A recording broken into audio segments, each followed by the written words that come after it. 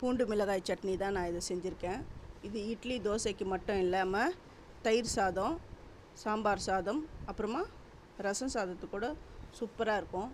இது வந்து தேவையான இன்க்ரீடியன்ட்ஸ் என்னென்னு பாருங்கள். பூண்டு வந்து நல்லா ஒரு 3 பூண்டு உரித்து வச்சுருக்கேன். ஒரு கைப்பிடி சின்ன வெங்காயம், காஞ்ச மிளகா, கொஞ்சமாக காஷ்மீரி மிளகாய் எடுத்திருக்கேன்.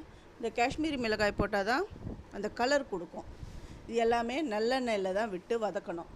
அப்புறமா இதை ஆற விட்டு உப்பு போட்டு நல்லா பேஸ்ட் மாதிரி அரைச்சி எடுத்துன்னு வந்துடுறேன். இது 2-3 நாள் ஆனாலும் ரொம்ப நல்லாயிருக்கும், கெட்டு போகாது. அது மட்டும் இல்லாமல் நீங்கள் எங்கன்னா வெளியில் போகிறீங்கன்னா இந்த சட்னி செஞ்சு கூட நீங்கள் எடுத்துகிட்டு போகலாம். இதெல்லாம் பேஸ்ட் மாதிரி நான் அரைச்சி எடுத்துன்னு வந்துட்டேன். இப்போ நல்லெண்ணெயில் விட்டு தான் இதை வந்து தாளிக்கணும். அப்போ தான் டேஸ்ட்டு ரொம்ப நல்லாயிருக்கும். எண்ணெய் விட்டுருக்கேன். கடுகு பொரிஞ்ச உடனே கருவேப்பிலை சேர்த்துருக்கேன். இப்போ அரைச்ச பேஸ்ட்லாம் இதில் நான் சேர்த்துடுறேன். அப்புறமா அந்த மிக்ஸி ஜாரில் ஒட்டின்னு இருக்கிற அந்த பேஸ்ட்லாம் கொஞ்சமாக தண்ணி விட்டு ஆட் பண்ணிட்டேன். இது சூப்பராக இருக்கும். அந்த தோசைக்கு இட்லிக்கு அவ்வளோ நல்லா இருக்கும். இதை நீங்கள் ட்ரை பண்ணுங்கள். இதோடைய ஃபுல் டீட்டெயில் வேணும் அப்படிங்கிறவங்க என்னுடைய சேது சித்ரா கிச்சனில் போய் பாருங்கள்.